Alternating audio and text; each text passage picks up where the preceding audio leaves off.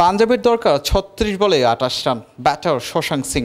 এমন সময় বোলিংয়ে ফিজ তা কাটার মাস্টার নিশ্চিত করে উইকেটের জন্যই বোলিংয়ে আসেন। ম্যাচের ১৫তম ওভার আর ফিজ একে একে ডট দিলেন ৬টি বল। ভাবা যায় মেইডেন দিয়েছেন মুস্তাফিজুর রহমান।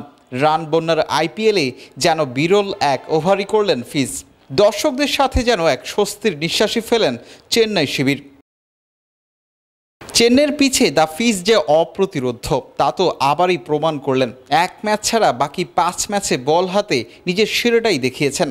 স্লোয়ার কাটারে পরাস্ত করেছেন ব্যাটারদের। এ পর্যন্ত দলের সেরা বোলার তো বটেই, প্রতিবারও সুপার কিংস বোলারদের মধ্যে ছিলেন সবচেয়ে ইকোনমিক্যাল। ৪ ওভারে ১ মেইডেন দিয়ে ২২ রান দিয়েছেন, ছিলেন উইকেট শূন্য। ১৪ উইকেটের মধ্যেই ১১ উইকেটই পেয়েছেন এম.এ. চিদাম্বরম স্টেডিয়ামে। ওয়ালটন এসিতে ইনস্টলেশন একদম ফ্রি। এর আগে পাঞ্জাবের বিপক্ষে ফিজ আক্রমণে আসেন পাওয়ার প্লের ৩ নম্বর ওভারে। ৬ বলের ৩টাই দেন ডট, রান মাত্র ৩। নতুন বলেই ২ ওভার শেষ করেন। তবে প্রথম ওভারের মতো দ্বিতীয় ওভারে রান আটকাতে পারেননি।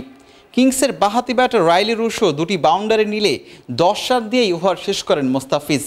এবারের আইপিএলে প্রথম ৬ ওভারে প্রায় ৫০% বলই করেছেন ডট, সাথে ব্যাটারকে আউট করেছেন ৩ বার।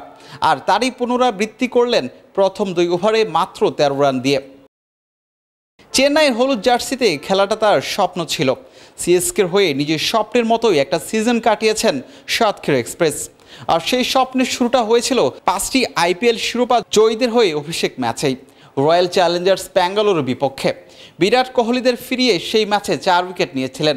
১০ ম্যাচে ভালো খারাপ সব অভিজ্ঞতা দেখেছেন ফিজ। জিম্বাবুয়ে সিরিজের জন্য দেশে ফিরছেন বলেই এই মৌসুমে আর খেলা হবে না তার। আসরটাও শেষ করেছেন ১৪ উইকেট পেয়ে। চেন্নাইয়ের মতো মুস্তাফিজও মিস করবেন বাকি আইপিএল। বিলাল হোসাইন শিমুল, অলরাউন্ডার।